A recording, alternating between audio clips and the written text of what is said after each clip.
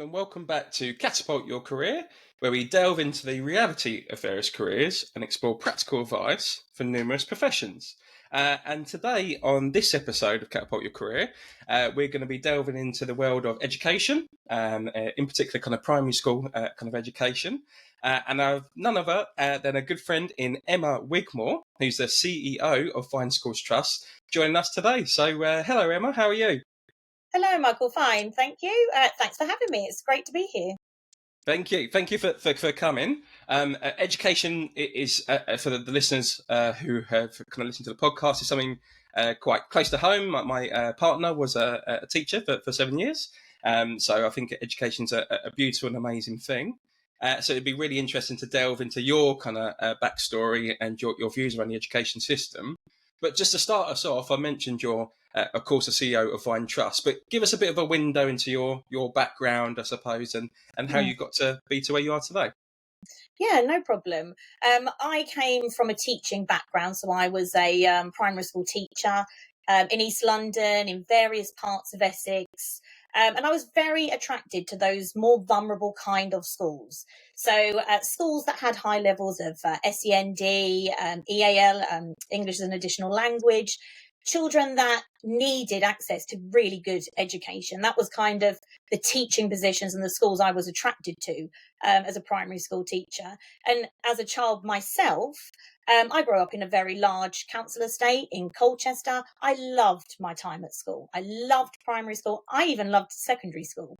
And I could really see the difference good education made to me and those other children and families around me in a quite underprivileged area without too many opportunities. I could really see firsthand the difference that a good education made. So I think as a teacher, that's why I was more drawn to schools in those kind of areas.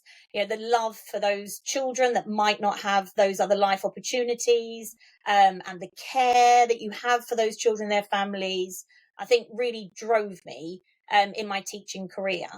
So teaching for many years in primary schools, which I absolutely loved.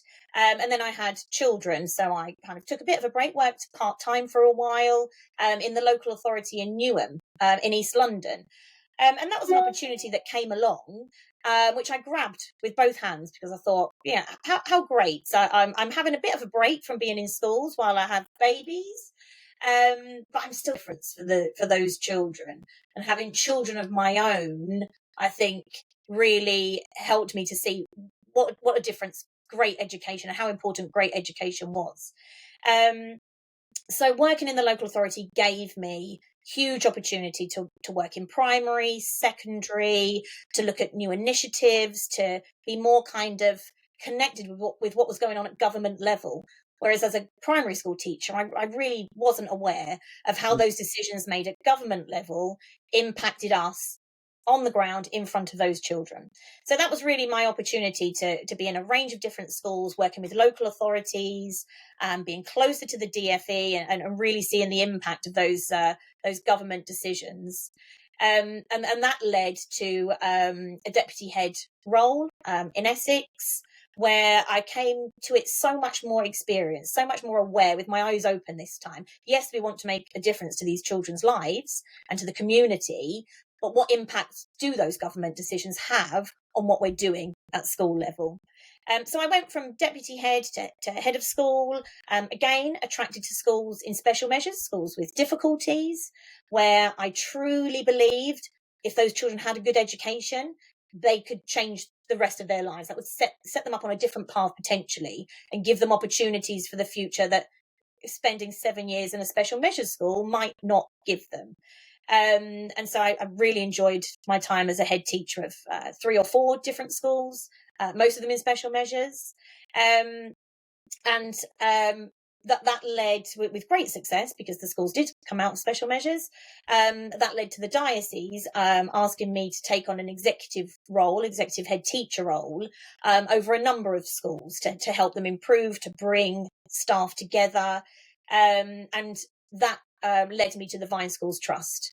So I was at the time executive head of 3 Church of England primary schools, then 5 Church of England primary schools. And again, opportunity came.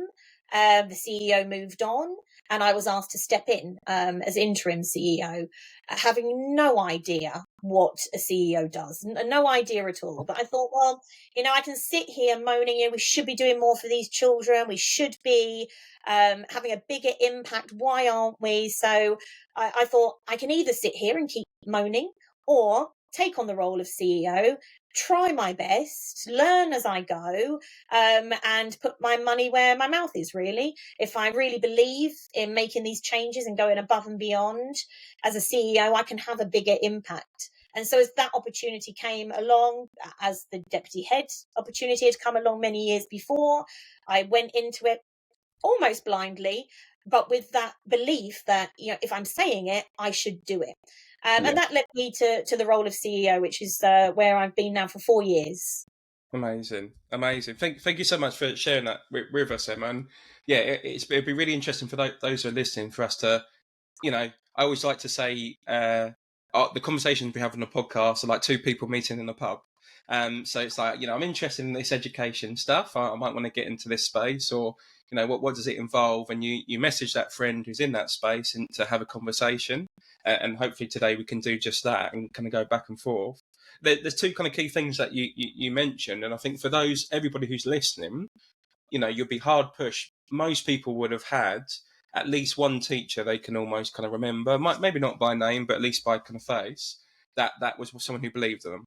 And sometimes, like you said, quite rightly, I think sometimes schools, they have good and bad press, but for me personally, they can provide one of the very first opportunities in a child's life to have someone that actually believes in them and helps make their kind of dreams and their visions, I suppose, or, start to make them a reality and something they can work towards. And I think that's incredibly powerful. But not only that, credit to you. And, I think I've done the same in my career. It's easy to kind of moan and point the finger at others. And that perhaps is avoiding taking responsibility for our own lives. I think we forget, don't get me wrong, you need to earn money, you need to be stable in whatever you do, but we are all technically volunteering when we go into work and the time we spend. But rather than just kind of moaning at others, you took the leap, you put your money, put the money where your mouth is, kind of thing, and took the action to step in your role now. And clearly, as we go into a bit more detail, you've done it to good effect as well. So first of all, credit to you. But speaking now around that, putting your money where your mouth is, being head teacher, even deputy head teacher, is one thing, and especially coming from your extensive background as a teacher. But then becoming a CEO, which I'm sure you know exactly what that is now, but I'm sure that was quite a transition. So tell us a bit more about what it was like to transition from head teacher to CEO, I suppose. It was a huge transition and not one I was expecting. So I hadn't sought that role. I hadn't applied and been looking for that kind of role. I felt my work wasn't yet finished as an executive head. But I do believe when the opportunity comes, you need to take the opportunity, give it your all. And I think really for me, it was a huge leap into the unknown. So I had to be brave, really. I had to be brave, but I also had to be very open that I don't know everything. As teachers, as a head teacher, we like to think we've got all the answers. I did have many of the answers. I was very experienced in the classroom, leading a primary school. I did have most of the answers. But as a CEO, I really didn't have the answers. And I had to be very open about that. I had to look for the right people who could support me. So there was a lot that I didn't know.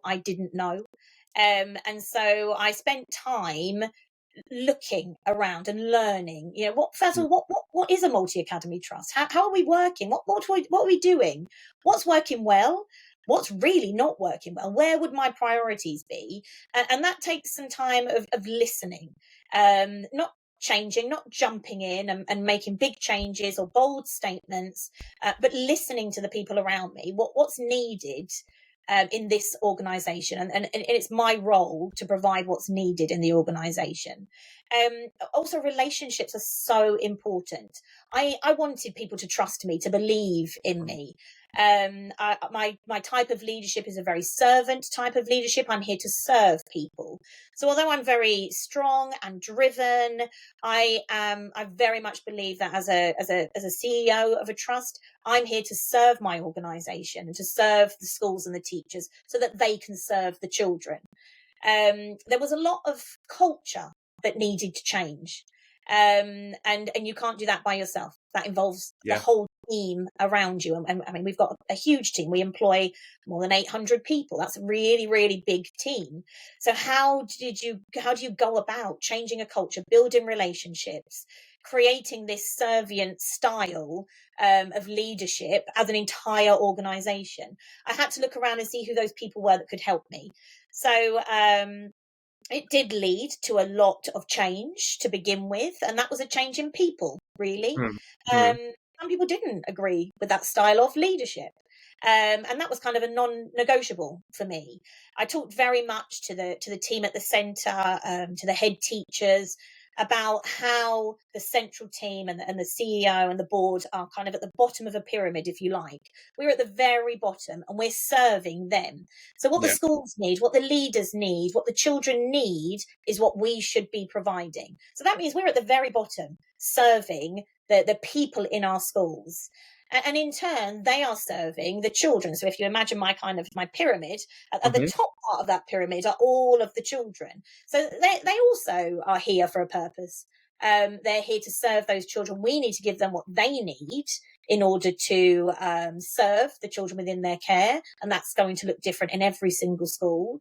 But they're here to serve those children. And if you imagine that pyramid at the very top, I would describe the most vulnerable child. It's right at the very top of that pyramid. And if at all levels, and me being at the very bottom, are not making decisions and taking actions that benefit that child right at the top of our pyramid, then we're doing something wrong. So that was Absolutely. a narrative that I would repeat in different contexts, in different situations, and the mind change in people that started to shift. That mindset started to shift in people, and it didn't resonate with everyone. And so Mm. for some people, that wasn't the right organisation for them. This isn't where they saw their future. And at the beginning, I reached out to different trusts, to different organisations to support me in finance, in HR, in personnel, in health and safety, in governance, really looking for those experts that could come in and guide me and my team and help me and my team. And over the last 4 years, what we've managed to do is to actually bring then all of those services into our central team. But it took finding the right people, the right mindset, with that very vulnerable child sitting right at the top of everybody's agenda. Yeah. And I think that was, for me, the biggest part, the biggest movement from head teacher to CEO was the vastness of the role, how many people. And then, of course, we've got 4,500 children on top of those 800 staff. So again, we're adding to that head count. But how do you access all of those people, children, families? I mean, goodness knows what our headcount would be if we took into account all of the families and the communities as well. But how do we all come onto the same page? How do we all drive in the same direction? And then we can find the answers together, really. I don't have all of the answers myself. People will trust and believe in what I'm doing, and we will work together to find those answers. Absolutely. And I think that there's, again, a couple of things. I think first and foremost, for anybody listening, is a key thing that I would pull out of that in terms of the listening piece. So I remember one of my first roles when I kind of gained leadership responsibility, so I was an ops manager. It was a very new change. It was a bringing of, it sounds similar to what you said to a certain extent, of bringing administrative function from various different areas into one central place, and then having kind of managing it, economies of scale and all the rest of it to manage it in a more efficient way. And the first 3 months, I was very, very did this very kind of consciously. I was just listening and asking loads of questions. You get this a lot in the health and social care. You might get it in education as well. I'd say, why do we do this? Oh, because we've always done it this way. I go, Yeah. okay, and I wouldn't say anything, but I have right little note. That's a little red flag to kind of revisit. And I asked loads and loads of questions to really get an understanding of the full context of where I was operating. And only after 3 months, that's when I started to, with the help of colleagues, bring in decisions and make some change, which sounds like a similar process to what you've done. And something, again, that you've shared, and this is for anybody in more of a leadership role, perhaps. I would say it applies to most people, but especially in a leadership role, and something that a former CEO kind of mentioned to me, is the concept of an inverse triangle, a bit like what you said. So a triangle, we often, like the hierarchy, we look at the senior leaders of an organisation at the top of the triangle. Well, if you were to spin that triangle upside down, an inverse triangle, of course, the senior leadership are now at the bottom. And your job as a senior leadership team, as you very eloquently shared, is to serve others. You work for the employees don't work for you. And by doing that, I suppose, and cultivating that community and that kind of shared goal, you're much more likely to kind of, I would say, it doesn't happen overnight, but kind of aim towards that shared goal that you shared. And I think people feel that. I think if you really, it's all right to say that. It's obviously your actions are more important ultimately. But if you're truly thinking, how do I serve my employees, and in turn, how do my employees then serve the populations, that the students, the families? I think that's a much more kind of positive culture you can create, and especially in the nature of the education system you're in terms of recruitment and retention, that could be a massive unique factor. And probably one of the many things I'm sure that have made the Vine School Trust such a kind of bustling and amazing organisation. It is that culture itself, and as a kind of signpost from that leading onto, you're in an ever-changing culture in the education sector, I suppose. How do you, as a CEO, and of course your wider leadership team, how do you navigate those constant changes? We might have an election in 6 to 12 months. That might bring a new change in education, no doubt. I suppose, yeah. How do you navigate? Yeah, no, absolutely. And actually, a member of my board asked me the same question at our last board meeting to say, Mm, should government change? What impact will that have? How will we prepare for it? And those of us in education know that government changes happen constantly. yeah, And as an educator, you do learn to roll with those changes. I remember reading once that there's a government change to policy will happen at least 10 times in any one academic year. So we're talking about monthly our staff are rolling with those changes. And I think we become very skilled as teachers and as head teachers in knowing and understanding in front of us and building the bridge between this is the change coming in at a government level, but these are my children in front of me. How do I make the two marry up? And I mm, think skilled leaders and skilled teachers can do that. It's a juggle, but it becomes part of the job. And as CEO, I think I just continued that journey, but of course at a much higher level. Now I hope can have influence on those decisions, that I meet with the DFE regularly, that I give them real life examples of children in our schools, the difficult access to SEND support, for example, mental health support for not just for the children, for the families. Coming out of COVID, we're faced with so much more demand that falls into our schools. Where are the rest of the services? Why aren't these vulnerable families able to access the services they need? And I think at this level, at CEO level, I can at least have a voice back to the DFE, back to the government, to say, yeah, we roll with the changes. We make it work for our children because that's what we do. But have you thought about this? Have you considered this family, this child? What can we do to make their lives better? So, although continue to juggle those changes and make them work for our families, I think at this level, at least I can have a voice to the yeah. possibly to those changes. Absolutely, absolutely, and I think credit to you. I mean that passion shows, and hence why you've perhaps progressed, and hence why ultimately the sole reason is to have a voice as part of those change and make a positive impact on, at the end of the day, the students and pupils you're serving. And I think there's a massive thing, and I think this is the thing I pull out of that from what you've just shared, Emma, is putting power into the things we can control. And Yeah. I talk a lot about internal and external locus of control. So putting all the power, if you put power into things you can't control, ultimately where does that get you?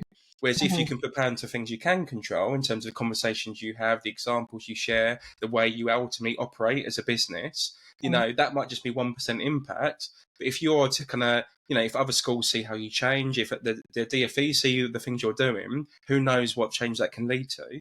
And Mhm. especially in the situation you're operating in, we are in a more of a crisis management situation, especially with mental health services, where unfortunately, rather than being preventative, we're more treative. So it's only until someone experiences a crisis we kind of pay attention.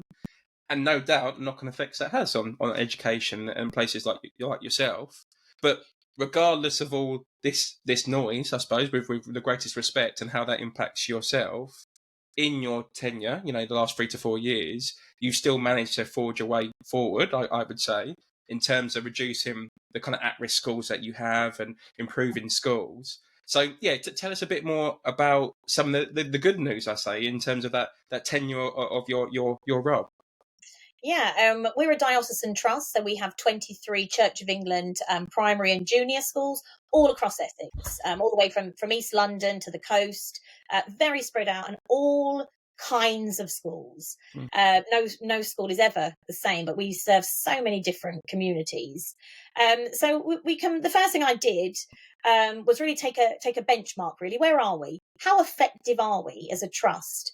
And through our internal evaluations and the external Ofsted reports and outcomes from our schools, we'd identified that half of our schools were at risk of an Ofsted category. And that was for a range of reasons. Very small schools struggle to recruit teachers and leaders. It's a very difficult job to be a head of a very small school because you do everything. It's very demanding with a lack of resources. It might have been for financial reasons. Again, we know education is underfunded. We know that schools struggle to balance those budgets. And where there isn't expert guidance, some schools may find themselves in financial trouble. And then find themselves in a multi-academy trust. So we had some schools with huge financial issues, governance issues, lack of good quality teaching and learning. So there's a whole range of weaknesses within our trust and a lack of strategy of how to address. So it came back to the servient leader. How are we then responding to that need? There's clear need that 50% of our schools are likely to be judged as inadequate. What will we do? What will we do because of that? And that's where I started my strategy. That's what I know. I know how to run a primary school. So if I go back to what I know, how I know to make a difference, and we completely changed our school improvement offer. It became very reactional, our school improvement offer, because there was so much need within our schools. But as Ofsted have come over the last 4 years, and we've had many inspections from the 50% of schools, from those 12 schools that were at risk of being inadequate. We now, well, as of this week, we have 0 schools at risk of being inadequate. And in 4 years, with a bit of COVID thrown in there, so for kind of 18 months, 2 years, it wasn't normal life. That's really significant to have turned around that many schools. And we have a very highly skilled board. And the board challenging me, are we only here to stop schools becoming inadequate? What about the other schools? Because those children equally deserve the best service and the best provision. And so while we really worked so hard on the schools at the bottom end, we then ensured that we had the right people to provide support for those schools at the higher end. And very recently, one of our schools was judged to be outstanding in early years, and 2 others excellent in their SIAMS inspections. So that's still part of our journey.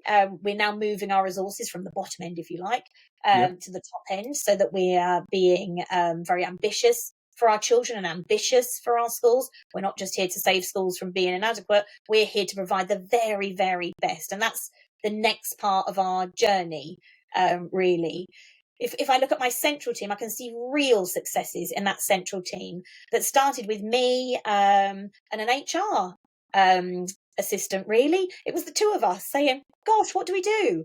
What does the CEO do? I don't know. What do we do first? So gaining all of that expert advice at the beginning and bringing in all of those, consultants really for a while to advise us, we've now got a really slim, but very skilled central team. And we all have the very same understanding of our purpose and why we're here. That every decision, every action needs to be based on our most vulnerable children, or why are we doing it? And I've seen people go from school level up to advisory level and into director level. I've seen those individuals really grow. And the same in the schools. We've got 23 schools. They're all so very, very different. When we spot talent, we're able to really harness that talent and say, do you know what, in this school, I think you'd be excellent as a leader. Let's bring you over for a year. Let's train you. Let's watch you and serve your needs as a leader. And again, as a result, our leadership in the 23 schools is very unlikely that we bring in external people to lead our schools. If I look around now, I mean, this is like the footballers' leadership transfer window at the moment. So, we've got teachers' resignations, we've got people moving. This is the time it happens. And haven't had the need to externally recruit for any head teacher for September. And that's because of the strength we've grown from within, and how we've provided what those people need to grow into excellent leaders. So while I see the success in the performance of the schools and the impact that has on the children's learning, I can also see success in the people that work in the organisation as well. Absolutely, absolutely, and again, yeah. Thank you for sharing that. And I think there's always a balance, especially in a CEO's role, or I would say, of balancing the short term and the long term in terms of your vision and your future. And of Mm. course, you want to kind of go above and beyond, but there's a piece around consolidating and building the foundation, as you've clearly done, in terms of right. Let's benchmark. Let's see where we are currently, and then we can do a little bit of kind of putting out a fire per se. But if we're constantly just putting out fire, how are we looking forward to the future? You could be, in a revolving wheel of doom almost. And that future focus of you, and that culture that all your senior leadership team sound like they're clearly on board on in terms of moving forwards, has allowed you to get to where you are now. But now it's a beautiful building block to set off into the future, and now to target outstanding and good, and and all the rest of it at schools. And with that, we can share our communication here today. But from what I understand, that's also been externally recognised in terms of yourself, in terms of I believe it's the Matt Excellence Awards. But yeah, again, tell us a bit more about that. Yeah, I mean, what we do for the children. So anything kind of above and beyond is lovely and really appreciated, but it doesn't take our focus off the children. But we've been shortlisted for a number of awards lately. Leadership Team of the Year. We've been shortlisted for Mat of the Year. And this year I've been shortlisted as CEO of the Year, which is really, really great, and such a nice feedback, and kind of that external validation, which is really great to receive. Of course, something we can all celebrate, but it doesn't take our focus off what we're doing and why we're doing it. But it is nice to have that external validation. Of course, as educators, our external validation is Ofsted constantly, which for us, we've been fortunate enough that the majority have been very good outcomes. But to have some kind of validation away from Ofsted, away from league tables, is really nice to receive for the whole team. Absolutely, absolutely, and I suppose it gives you energy to know you're heading into the right direction. And there's a saying that most people say in terms of like journey before destination, and the destination, from what we've shared today, I think is quite clear in where you're trying to head. But also, it's important to enjoy the journey along the way, and little things like this. Like you said, it's not just all about the awards, and it's not stepping into the ego that brings. But let's not be too humble. Let's recognise the good work you've done, and you wouldn't have received those recognition, and you wouldn't receive those awards if you weren't ultimately serving a really good purpose in terms of educating the next generation. So if ultimately, why would we not want to reward someone who's really been forward thinking and actually giving the vision and the passion in our children and the leaders for tomorrow? So I think it's really it's always good to it's often a British thing of yes, we go very humble, but I think especially when we're doing ultimately serving a purpose wider than ourselves, which you clearly are, I think that's good on you, and I think it's important to recognise that. And now we spoke a little bit about, I suppose, your journey in terms of the transition and ultimately what you do and your kind of vision for the future.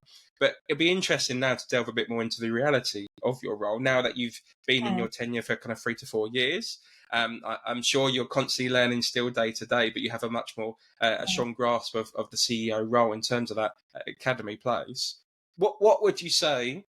Maybe and it's a tricky question to answer, but what would you say the average week almost looks for you, or maybe average month looks for you now in that CEO role? No 2 days are ever the same, and I can be anywhere. I can be in a primary school, in a reception classroom, on my hands and knees, chatting to small children and finding out about their learning, or I could be in Westminster, meeting with the DFE, talking about strategy and goals and KPIs, really no day is ever the same. And for me as a leader, I had to, and I'm still going on a very important personal journey myself. Mm. Being a CEO is not about being operational. And of course, it's easy for me to jump straight back into being a head teacher. If there's an issue in a school, it's easy for me to jump in. I'll help you solve this. I've come across this before. I can do that. And that's not my role. Yeah. My role is to be strategic, to write that strategy, to make sure every layer we're fulfilling the needs of that strategy in order to keep our organization moving forwards. And that's really tricky. That's really difficult to go from head teacher to CEO. That's a leadership journey I had to go on. As a Mm. head teacher, you are always operational. You're right Mm. there. When does a user or a customer ever get face to face on a gate every morning with the person that runs that organization? Well, in a primary school, you do. And that head teacher is strategic as well as operational. And I had to lose that side of my leadership, which was really tricky. I found a group of CEOs that I trusted and respected, and spent time with them talking about their role, how they made that transition into CEO, and everyone looks very leader. I have professional coaching still, every month, where I can talk through, and you know the power of coaching. I can talk through, these are my issues right now. How do I move forward with these issues? How can I find the solutions? And you really need that external support to help your own mind to work. But it's been a huge journey of leadership for me, and I'm still on that journey. There are times when I will jump operationally straight into something before I realize it. I'm knee deep in a school improvement plan or year six data, thinking, talking to a parent about the school dinners. What am I doing? How did I get here? Because I care so deeply and I know my school so very well. I'm actually emailing a parent today about what year five will look like in one of our small primary schools. It's really not my job, and I should be doing that. So there's part of it that I can't lose because I have the connections, and I love the people we serve so much. But as a leader, I had to seek that support, training, development, networking for myself to make sure I was evolving as a leader so that I could play the part I needed to play for this organization. And that will never change, I don't think. That's a journey that will continue forever, I'm sure. Absolutely. Absolutely. Thank you so much for sharing that. I think just on the last bit you said about a journey that will kind of last forever, I often speak a lot around values. And I always say, rather than being pretty pieces of words, kind of glued up on a wall, how you can actually make them super tangible and actually utilize them to set a direction for your life. And one of my strongest values is lifelong learning. And that, it doesn't always have to be in a professional sense, it can be anything. But for you, I think that sounds very apparent in yourself as well, that we are constantly on a journey. Like people might laugh, but I hope to be coaching, say, half a day a week when I'm 80 years old. And no doubt I will still be learning. It will still keep my brain ticking. I'll still be able to pass on the knowledge and experience of my lifetime, touchwood, to other people and help them on their journey. And I think that's what, for me, like, that's what life's about. And you mentioned the benefit of training, I suppose, and kind of coaching. For me, it doesn't matter who you are. And I appreciate you kind of being vulnerable and sharing that, the position you're in, because we look at our senior leaders and we look at senior figures and think they've got it all figured out. They know what they're doing. They never have self-doubt. They never need any training on anything. But absolutely, that's not the case. You could look at anybody, even people like, I think it's Beyonce, they literally have alter egos that when they step into a concert setting, they're like, right, I'm no longer kind of Beyonce, or, I'm no longer my normal self. I'm now Beyonce. This is my Mhm. alter ego, or Sasha Fierce, I think it's her one, that she steps into. This is my performer. So I think it's really important to share that regardless of where you are on your journey, it's not a case of you look at that CEO, that manager, and think they've all got it figured out. We are Mhm. always learning, we're always developing. And I think that's really, really important to share with people. And Mhm. you almost touched upon it slightly around some of the challenging aspects of that, putting down the operational kind of tools. And, obviously, of course, it's a balance. It's good to keep a pulse, on the organisation, things that go in, but equally to recognise, your role as the CEO. What would you say, I suppose, with your reflection on your time, were perhaps the most rewarding aspects of your role? And then maybe on the other hand, what are the most kind of challenging aspects of growth? The challenging aspects. Look, I go straight there first. My mind goes straight to the challenge first. It's tough. It hasn't been an easy 4 years. It has been tough. I thrive on challenge. I love to be caught up in deadlines and dealing with emergency situations. They're the kind of challenges I do enjoy, luckily. But it has been tough because such a lot of responsibility falls on you. And gosh, have I made some mistakes along the way, some huge mistakes along the way. And with experience and time, you look back on those mistakes and think, how did I allow that to happen? How did we get there? But as you make those mistakes, and I say to my team all the time, I don't mind if you make a mistake. We all make mistakes. We're humans. I don't mind if you make a mistake, but have you learned from it?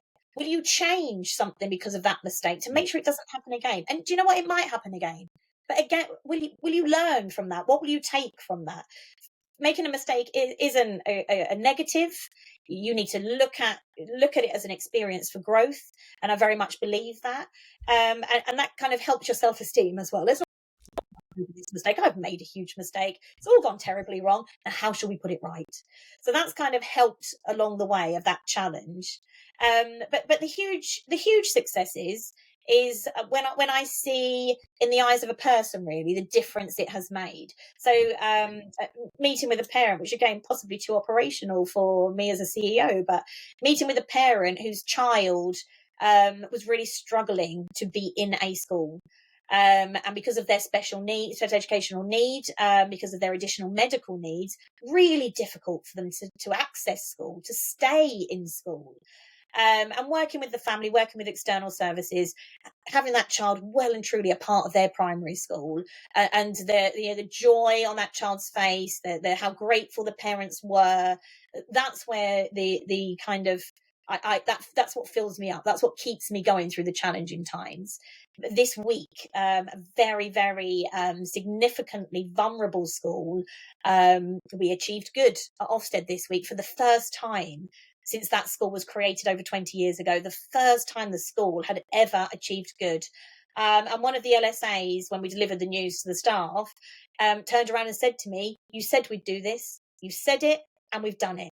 And again, that just filled my heart with joy, with pride, and it's the difference we make to the people that really help me to celebrate what we do, and then keeps me going through those really tough times. And there are more tough times than good times, so we have to take those moments to enjoy it.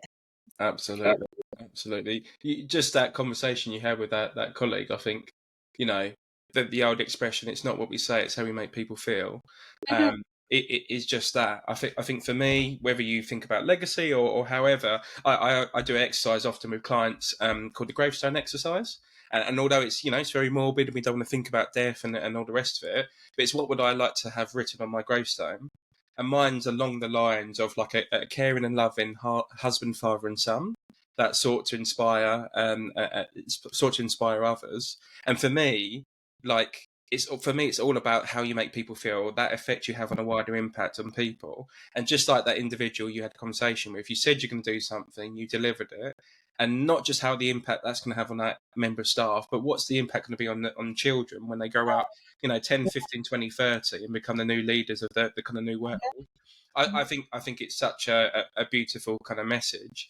And I think the more, don't get me wrong, there's a stability, a foundation we all need to have ourselves and our families. But the more we can look outward, regardless of what profession you do, it can be ultimately kind of, it can unlock so much in your life in terms of the value and the support you give to others. And with the mistakes, I often kind of joke with people. I say, I mean, are you even growing if you don't make a mistake? By just staying in your little comfort zone and saying, I'm perfect, I know this, I'm great. But like, how do you know if you're even growing if you don't make that mistake? And I would say that, with my wife being a teacher, and I think you mentioned this in passing at the beginning around teachers. It's quite nice to know you know everything. You are the expert in that arena. But especially when we progress, whether it's leadership wise, like your staff have, or whether it's transitioning to other roles, that can be quite scary because you're no longer an expert in your field. You're having to kind of grow and having to develop, and that's not a bad thing, I would say. So Mm. I love the kind of the things you've shared there in terms of the reality. I think it's really important to kind of showcase that, and like I said, making the best of those good moments, so that you make the most of that journey for the destination you're on. But now that you've had that time and you're in a really good foundation, you've consolidated. If we were to just for a second look forward to that future, I suppose firstly, what do you see? What do you envision for the future of kind of Vine School Trust? And then perhaps if you were to gaze in your crystal ball, what do you envision for the future kind of education? Mhm. I'd really like, for the Vine Schools Trust, we have been saving schools, if you like, for so long, preventing schools from becoming inadequate. I want us to be changing the world. And that's the phrase I use all the time when we go back to our strategy. When I'm working with my HR team, when I'm working with my premises team, I know what you do every day, day in and day out. You're very, very busy. But what are you going to do that's going to change the world? And that becomes our strategy. We're not here just to deliver a good education to children, which is important. We're here for more than delivering a good education to people. So how do we change the world? We're providing our communities with their future, and they're coming through our schools right now. Those children are walking through the doors every single day. What can we give them, and how can we change the world through those children? And that's what I'd like to see in the Vine Schools Trust, to have those areas of excellence within our schools that we can share beyond just one school for one set of children, that we can share through our entire Vine family, and beyond. And one of our core values is to empower all to flourish. So that's the Mhm. children, of course, at the heart, but for the adults as well, the families that we serve, the staff in our schools. Are we changing the world for all of them? We're empowering all to flourish. So that's really where I would like to see the Vine Schools Trust go in the next few years. It's not an easy task, of course, but I think with the right mindset, really hard work, and the right people, we can absolutely be changing the world for those children and their families. Absolutely. In terms of education, it's very boring, I know, but I would really like to see education be funded well, because we are absolutely at a bare bones of staffing levels in our schools. And we know that the most vulnerable children need the most support, and they're the children that will miss out. So while we, as a relatively large trust of 23 schools, can share resources, share funding, bring specialists in, I know individual schools by themselves can't. And what about the children that attend those schools? And actually, with our limited budgets, how much longer can we provide the support that's needed? I think when we look at education, we need to look at all of the services to our families and our children. We have children that have no access to dental services. We have educational psychologists that are few and far between. I had a head teacher just very recently, heard an educational psychologist was visiting the school down the road. She drove there and said to him, "Come with me now. Come to my school. We need you." And it almost kidnapped him, I think, and brought him to her school. Well, of course, they're overworked. They have so many families and schools within their remit as well. Social care, medical, NHS, all of the services, mental health services that we talked about before. These services need to be a part of education. How do we bring all the services together so that we can give the families and those vulnerable children what they need? So when we think about the future of education, I think it's wider than just education. Let's bring those services together, understand the child and the family, and give them what they need in order for them to be healthy, successful, and happy. Absolutely. Amen. I think for me, it's a key cultural and mindset shift, which ultimately needs to be backed up by financial and kind of institutions in terms of their backing, is moving from a more reactive approach to a proactive approach.